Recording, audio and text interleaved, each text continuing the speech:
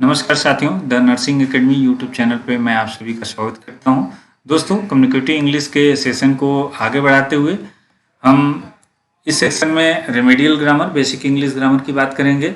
इसके पहले हमने 3 वीडियोस रेमेडियल इंग्लिश ग्रामर के बेसिक ग्रामर पर हमने बनाया है, जो टॉपिक 1 का ही पार्ट रहा है। और पहला जो हमारा वीडियो था टाइम और टेंस का था, जिसमें हमने आपके सिलेबस को कवर करते हुए टाइम और टेंस क्या होता है, उसमें माइन्यूट डिफरेंस क्या होते हैं। उसके बाद नेक्स्ट वीडियो में हमने टेंस के बारे में फुल डिस्कस किया और टेंस के फर्स्ट पार्ट प्रेजेंट टेंस को हमने पूरा, उसके 4 पार्ट्स थे, उसको हमने कंप्लीट किया। उसमें पूरे डिटेल में हमने बताया कि किस प्रकार के स्ट्रक्चर होता है सेंटेंस का और किस प्रकार से उसका उपयोग करते हैं। उसके बाद जो सेकेंड पार्ट था, हमने पास्ट टेंस के रूप में पढ़ाया। पास्ट टेंस का जो first part past indefinite tense और पास्ट कंटिन्यूअस टेंस था, उसको हमने कवर किया था। और आज का जो सेशन है वो टेंस का पार्ट 3 है। तो पार्ट 3 में हम पास्ट परफेक्ट टेंस को हम कवर करेंगे। चलिए शुरू करते हैं आज का वीडियो। पास्ट टेंस, तो पास्ट परफेक्ट टेंस के बारे में हम आज बात करेंगे। तो सबसे पहले हम जानेंगे पास्ट परफेक्ट टेंस होता क्या है। तो पास्ट परफेक्ट टेंस हम उसको बोलते हैं, the past perfect tense indicates that an action was completed finished at some point of time in the past. मतलब पास्ट में किसी समय पर कोई एक्शन कंप्लीट हुआ था या फिनिश हुआ था, उसको हम पास्ट परफेक्ट टेंस कहते हैं। फॉर एग्जाम्पल, हम एग्जाम्पल से इसको समझेंगे। जैसे हिंदी में अगर कोई वर्ड लिखा है, मैंने 1950 में हाई स्कूल पास किया था, ये क्या स्पेसिफिक टाइम दिया गया है कि मैंने इस समय यह कार्य किया था, हाई स्कूल को पास करने का कार्य किया था, जो 1950 में था। और जैसा कि हमने हिंदी बताया था कि अगर हिंदी में कोई सेंटेंस लिखा है तो उसको हम कैसे जानेंगे कि यह कौन से टेंस का पार्ट है। तो आ था, ई थे, ये थे, इस तरह का जो वर्ड आएगा, की वर्ड आएगा, वो हमेशा इंडिकेट करेगा कि यह पास्ट परफेक्ट टेंस का वाक्य है। तो अगर हम इसको इंग्लिश में करेंगे तो सबसे पहले आई सब्जेक्ट आएगा, उसके बाद इसका जो पास्ट परफेक्ट टेंस का जो हेल्पिंग वर्ब होता है हैड होता है, चाहे सिंगुलर रहे, प्लूरल रहे, किसी भी जेंडर का रहे, उसके साथ हमेशा हैड का प्रयोग करते हैं। उसके बाद वर्ब का थर्ड फॉर्म रहता है पास्ट माई हाई स्कूल इन 1950। तो इस प्रकार से जो सेंटेंस आते हैं, इस प्रकार से जो स्ट्रक्चर रहता है वो पास्ट परफेक्ट टेंस का रहता है। मैंने कुछ एग्जांपल्स केवल आपको स्टार्टिंग में दिए हैं, जिससे आपको पता चल जाए कि हिंदी और अंग्रेजी में किस प्रकार के वाक्य पास्ट परफेक्ट टेंस में आते हैं। दूसरा हमने वाक्य लिया, सुरेश एक वर्ष पहले यहाँ आया था। आप देख सकते हैं पास्ट को डिनोट करता है, तो 1 वर्ष पहले यहाँ स्पेसिफिक टाइम दिया है। Suresh had visited here 1 year before. Next हम देखते हैं, तुमने 3 वर्ष पहले यहाँ इलाज करवाया था। तो you had cured yourself here 3 years before, a period of time is given. तो इस प्रकार के जो सेंटेंस रहते हैं, इस प्रकार के वाक्य हिंदी में रहे या अंग्रेजी रहे, आप आसानी से इसको आप जान सकते हैं कि यह पास्ट परफेक्ट टेंस का वाक्य है। चलिए आगे हम डिटेल में देखते हैं। तो इसके जो पार्ट्स होते हैं, कितने प्रकार के सेंटेंस होते हैं, हमने बताया था आपको, उसी के तहत हम अपने वीडियो को कंटिन्यू करते हैं। तो सबसे पहले हम पॉजिटिव सेंटेंस के बारे में बात करेंगे। तो पॉजिटिव सेंटेंस का जो स्ट्रक्चर कैसे होता है, सिंपली जैसे हर टेंस का होता है वैसे ही सबसे पहले सब्जेक्ट आएगा, उसके बाद आपका हेल्पिंग वर्ब आएगा, इसमें वर्ब का थर्ड फॉर्म होता है। जैसे आपका प्रेजेंट परफेक्ट था, वैसे ही पास्ट परफेक्ट है। प्रेजेंट परफेक्ट में यहाँ पे क्या था, हैज हैव था, तो हैज हैव का जो पास्ट फॉर्म होता है वो हैड होता है। हैज हैव का हैज हैव उसमें था कि हैज सिंगुलर के सब्जेक्ट के साथ लगता है, हैव प्लूरल सब्जेक्ट के साथ लगता है, लेकिन इसमें केवल एक ही वर्ब है हेल्पिंग वर्ब जो सिंगुलर प्लूरल दोनों के साथ लगता है। उसके बाद वर्ब का थर्ड फॉर्म, उसके बाद ऑब्जेक्ट। केवल आपको हेल्पिंग वर्ब हमेशा याद रखना है। चलिए एग्जाम्पल के साथ समझते हैं। Ramesh had studied in this school in the year 1985। आप देख सकते हैं रमेश से सब्जेक्ट हो गया, हैड इसका हेल्पिंग वर्ब हो गया, स्टडी का सेकेंड फॉर्म हो गया studied, in this school object हो गया, इन द ईयर 1985। नेक्स्ट हम देखते हैं, they had travelled through out the country during 1995। आपका ये पीरियड आपको दिखा रहा है, जिससे आपको क्लियर पता चल जाएगा कि ये पास्ट में हुआ इंसिडेंट है। So they subject had helping verb, travelled आपका वर्ब होगा throughout the country. Next हम देखते हैं, the train had already started. The train subject हो गया, हैड आपका हेल्पिंग वर्ब, ऑलरेडी स्टार्टेड आपका वो, ये आपका जो स्टार्टेड है ये वर्ब हो गया, उसके पहले ये आपको कीवर्ड है। तो हम आगे चल के आगे वीडियोस में हम आपको बताएंगे कि इस तरह कौन कौन से कीवर्ड है जो वर्ब और हेल्पिंग वर्ब के बीच में आते हैं। हम नेक्स्ट आगे आपको कवर करेंगे। आगे देखते हैं। अब दूसरा पार्ट तो इस तरीके से जो हमने बताया, इस तरीके से आपका पॉजिटिव सेंटेंस का स्ट्रक्चर होता है। नेक्स्ट आता है निगेटिव सेंटेंस। निगेटिव सेंटेंस का स्ट्रक्चर कैसे बनता है? सिंपल, सब्जेक्ट, हैड और उसके बाद नॉट का हम प्रयोग कर देते हैं, जो सेंटेंस को निगेटिव चेंज कर देता है। उसके बाद वर्ब का थर्ड फॉर्म, उसके बाद ऑब्जेक्ट। तो पॉजिटिव और निगेटिव में बहुत अंतर नहीं रहता है, उसमें नॉट लग जाता है। एग्जाम्पल से देखते हैं। I had not gone through many difficulties like him. तो आई सब्जेक्ट हो गया, हैड नॉट आपका हेल्पिंग वर्ब और नॉट आ गया, गॉन थ्रू वर्ब हो गया gone, many difficulties like him ये आपका अदर पार्ट ऑफ सेंटेंस हो गया, जिसमें आपका ऑब्जेक्ट हो गया और पार्टिसिपल हो गया। He had not completed his given task in time. He subject हो गया, हैड नॉट आ गया, completed his given task in time, देख सकते हैं। नेक्स्ट है यू हैड, यहाँ पे नॉट रहेगा, नॉट मिस हो गया। You had not misbehave to your boss in the office long back. आपने अपने बॉस से कार्यालय में बहुत साल पहले मिसबिहेव नहीं किया था। तो इस तरह के जो सेंटेंस रहते हैं, इनका स्ट्रक्चर हमेशा पास्ट परफेक्ट टेंस में होता है। चलिए, इस तरीके से आप आसानी से समझ सकते हैं निगेटिव सेंटेंस का फॉर्मेशन कैसे होता है। तो नेक्स्ट हम देखते हैं इंट्रोगेटिव सेंटेंस। इंट्रोगेटिव सेंटेंस में हमने पहले ही बताया था, इंट्रोगेटिव दो प्रकार के होते हैं, क्लोज्ड इंडेड और ओपन इंडेड। तो सबसे पहले हम क्लोज्ड इंडेड के बारे में हम बात करेंगे। क्लोज्ड इंडेड में क्या होता है कि जो आपका हेल्पिंग वर्ब रहता है वो पहले रहता है, और हिंदी में अगर देखेंगे तो क्या से शब्द स्टार्ट होता है, क्या से आपका वाक्य स्टार्ट होता है। हैड पहले आ गया, उसके बाद सब्जेक्ट आएगा, वर्ब थर्ड फॉर्म, उसके बाद ऑब्जेक्ट। चलिए एग्जांपल के साथ हम देखते हैं। Had they visited your office during war. युद्ध के समय क्या उन्होंने आपके ऑफिस का दौरा किया था? ये इस तरीके से आप हिंदी में इसका प्रयोग करेंगे। सो आप देख सकते हैं, ये हेल्पिंग वर्ब हो गया, सब्जेक्ट हो गया, विजिटेड आपका मेन वर्ब हो गया, योर ऑफिस ये आपका ऑब्जेक्ट हो गया, ड्यूरिंग वॉर।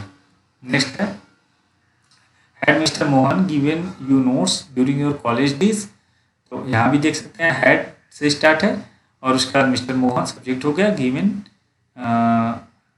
ये आपका वर्ब हो गया, यू आपका ऑब्जेक्ट हो गया, नोट्स ये इसमें डबल ऑब्जेक्ट है, जिसके बारे में हम जब वॉइस पढ़ाएंगे तब हम आपको क्लियर बताएंगे, during your college days.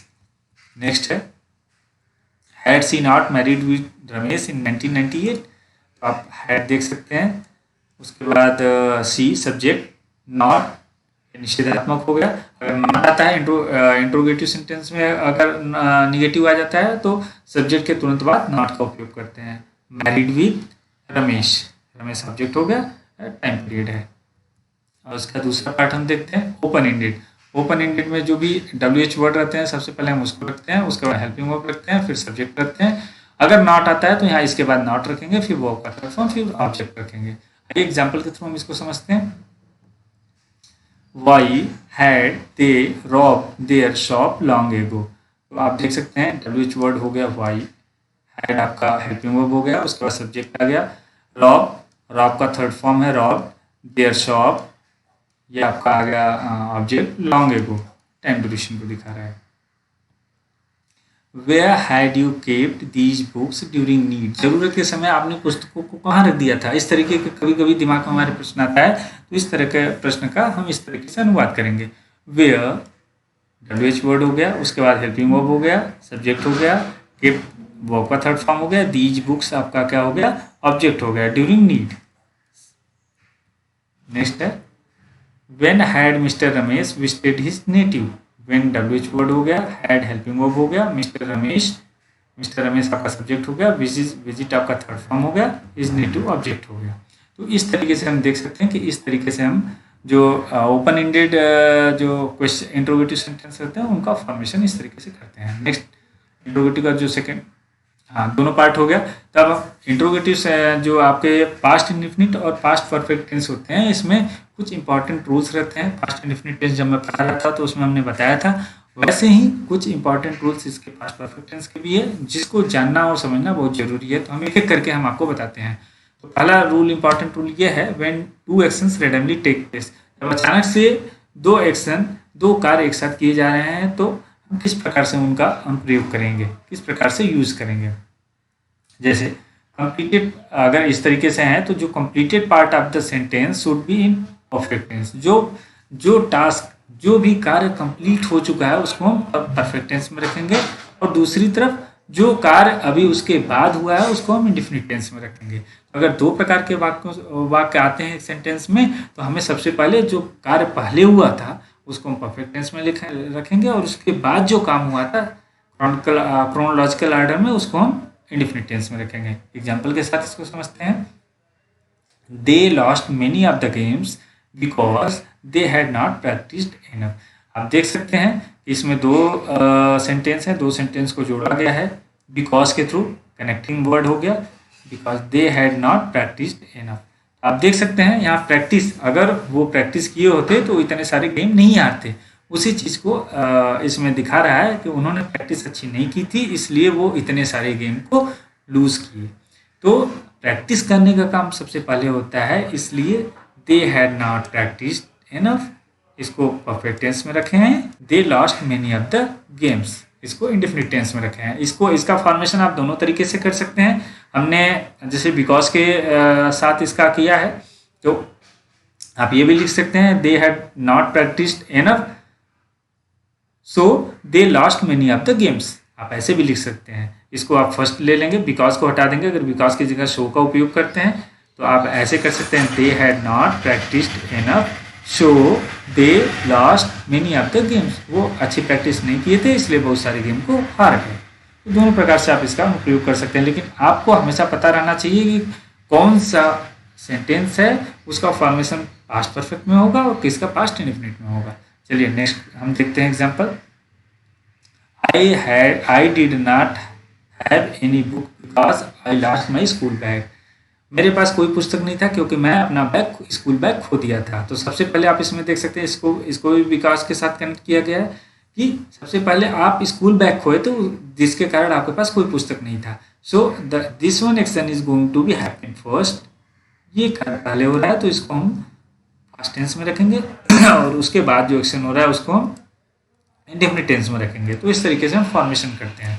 Next हम देखते हैं to show with time expression. Time expression की जब बात हो और टाइम एक्सप्रेशन को आने के लिए कुछ कीवर्ड्स होते हैं, जैसे हम बात कर सकते हैं जो पास्ट परफेक्ट टेंस में यूज होता है, since, for, how long, whole all, all along. इस तरीके के जो कीवर्ड्स होते हैं वो हमेशा सेंटेंस में अगर आते हैं तो हमेशा पास्ट परफेक्ट टेंस में उनका प्रयोग होगा। फॉर एग्जाम्पल हम देखते हैं I had known him since my last birthday. इसमें लास्ट हमने नहीं दिया था, अगर लास्ट भी आता है तो उसका अधिकतर प्रयोग पास्ट परफेक्ट टेंस में होता है। मैं उसको अपने लास्ट बर्थडे से जानता हूँ। तो इस तरह का अगर कीवर्ड आता है तो हमेशा आपको परफेक्ट टेंस में आपको इसका उपयोग करना है। नेक्स्ट हम देखते हैं she had known all along. यहाँ पे आप देख सकते हैं हमने बात किया था ऑल अलोंग का, यहाँ पे परफेक्ट टेंस में इसका उपयोग हुआ है। दोस्तों इस तरीके से आप सेंटेंस का स्ट्रक्चर और नियम अगर आपके माइंड में रहेगा तो आगे चल के आपको कोई दिक्कत नहीं आएगा। एक इंटरेस्टिंग चीज़ आपको बताऊं कि सेशन के लास्ट में हमने स्पॉट द एरर के 2 क्वेश्चन रखे हैं, जो आपको अगर अच्छे से ये वीडियो देख रहे हैं तो आप खुद ही उसका सोल्यूशन आप ढूंढ पाएंगे। चलिए देखते हैं। नेक्स्ट है some adverbs always take perfect tense. कुछ एडवर्ब जो रहते हैं वो हमेशा परफेक्ट टेंस में ही यूज होते हैं। वो एडवर्ब्स कौन कौन से हैं? Ever, just, recently, already, yet, so far, by the time, etc। ये जो प्रकार के जो एडवर्ब्स हैं हमेशा पास्ट परफेक्ट टेंस में उपयोग किए जाते हैं। For example I had already cook food. मैं पहले ही खाना पका चुका था। ऑलरेडी तो ये कीवर्ड है, अगर आता है तो आप हमेशा परफेक्ट टेंस में रहेंगे। The train had just left when we got to stop. जब हम स्टॉप पे पहुंचे उसी समय ट्रेन खुल गई थी। तो हैड जस्ट आया इसलिए परफेक्ट टेंस में है। नेक्स्ट है by the time Poonam arrived we had been waiting for 3 hours. यहाँ पे एक मिस्टेक है, इसको यहाँ पे हैड रहेगा, ये इंडेफिनिट टेंस में बन गया था।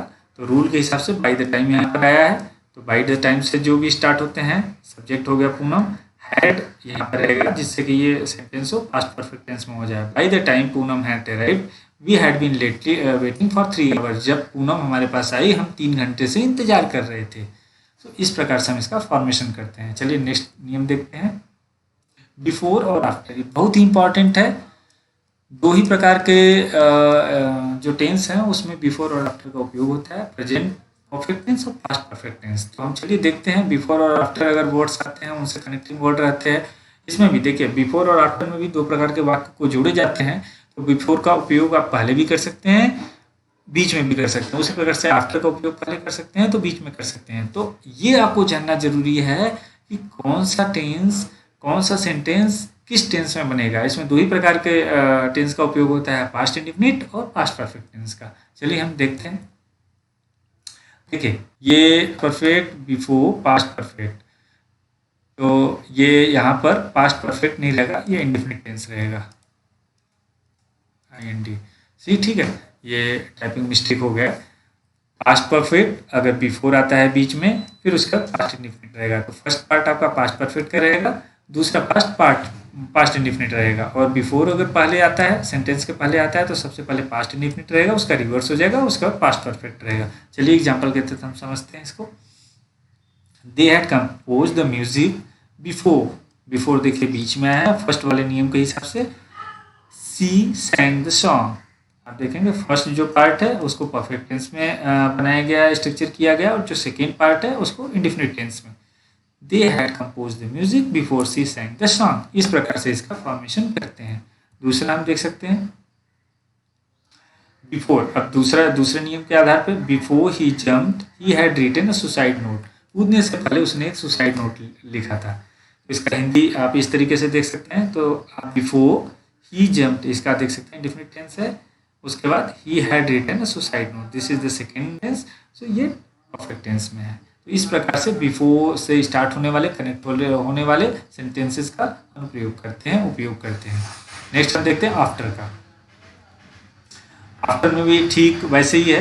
अगर आफ्टर बीच में आए तो जो फर्स्ट पोर्शन रहता है वो इंडेफिनिट होता है, सेकेंड पोर्शन उसका रिवर्स है।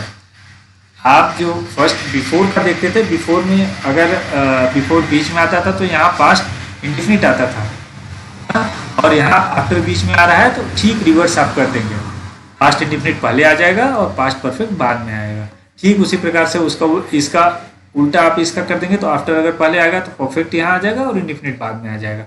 तो चलिए हम एग्जाम्पल के तहत इसको समझते हैं। देखिए I called her after she had called me, after यहाँ देखिए पहले नियम के हिसाब से है, आई कॉल्ड हर आफ्टर सी है परफेक्ट टेंस है, ये इंडेफिनिट हो गया, ये परफेक्ट टेंस हो गया। उसके कॉल करने के बाद मैंने उसको कॉल किया।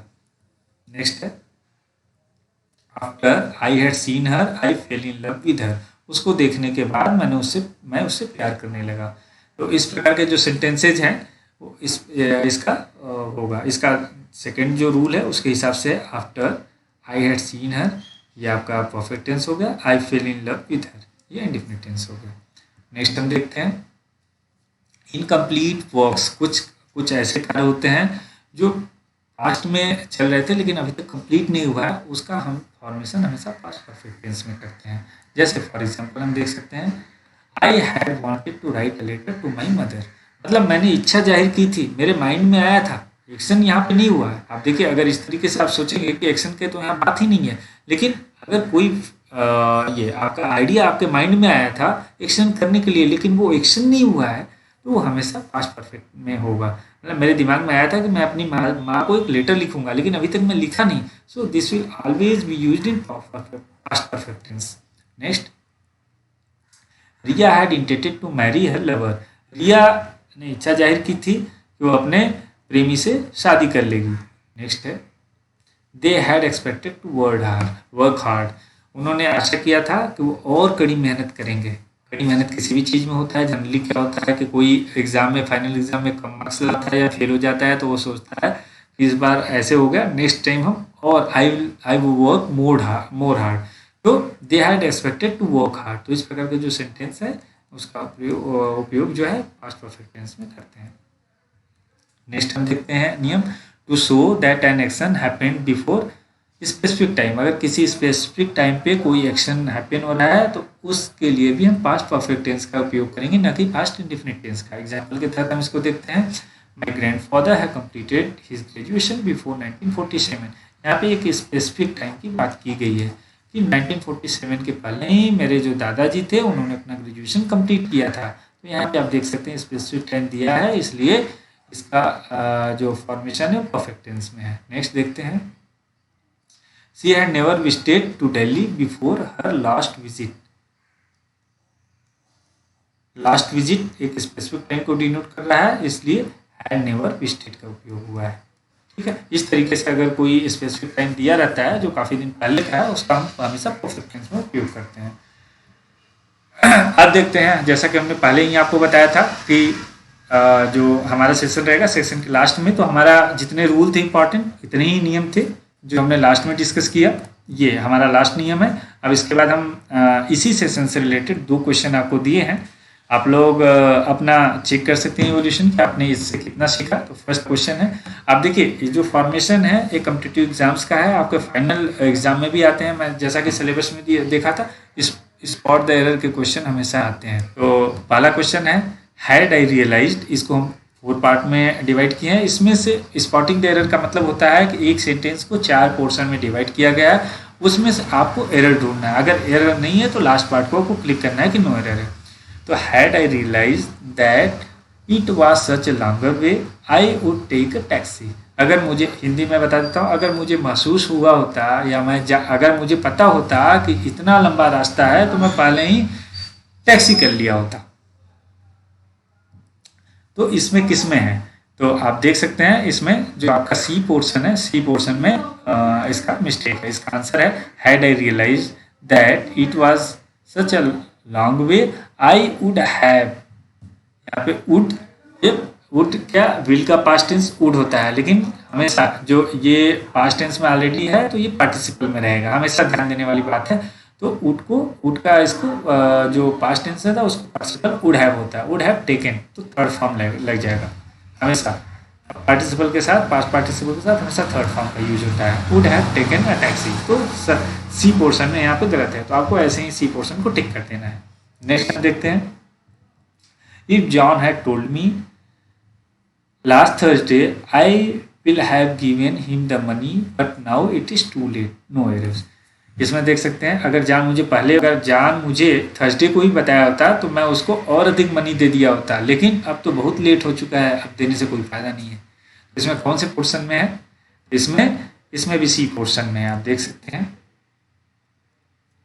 यहाँ पे ये जब अगर पास्ट टेंस की बात हो रही है, यहाँ पे हैड देख सकते हैं, तो मैंने आपको नियम में ही पढ़ाया है कि इस तरीके का इफ से भी अगर कनेक्टिंग वर्ड में इफ भी रहेगा और पहला पोर्शन जो है वो परफेक्ट टेंस में है, तो नेक्स्ट वाला जो पोर्शन रहेगा वो पास्ट टेंस में ही रहेगा। तो यहाँ पे विल का क्या हो जाएगा, वुड हो जाएगा। वुड हैव नहीं चेंज करेंगे, हैव तो हमेशा वही रहता है, लेकिन विल का वुड फॉर्म हो जाएगा। तो यहाँ पे आप देख सकते हैं, यहाँ पे I would have given him, I would have given him. So इस प्रकार से सी पोर्शन जो इसका है ये गलत है। इस प्रकार से आप टिक करेंगे। इस तरीके से आप अगर इस तरीके से प्रैक्टिस करते हैं, कोई ना कोई बुक आप लोगों के पास रहेगा, तो आपका जो बेसिक इंग्लिश है वो और स्ट्रांग होगा, जिससे कि एडवांस की तरफ आप आसानी से समझ सकते हैं और सीख सकते हैं। आशा करता हूँ आपको हमारा ये वीडियो अच्छा लगा होगा, बहुत कुछ सीखने को मिला होगा। अगर कोई डाउट होता है इसके बाद भी, आप हमें कमेंट बॉक्स में ज़रूर कमेंट से पूछिए, हम प्रयास करेंगे आपको आपका सलूशन दे।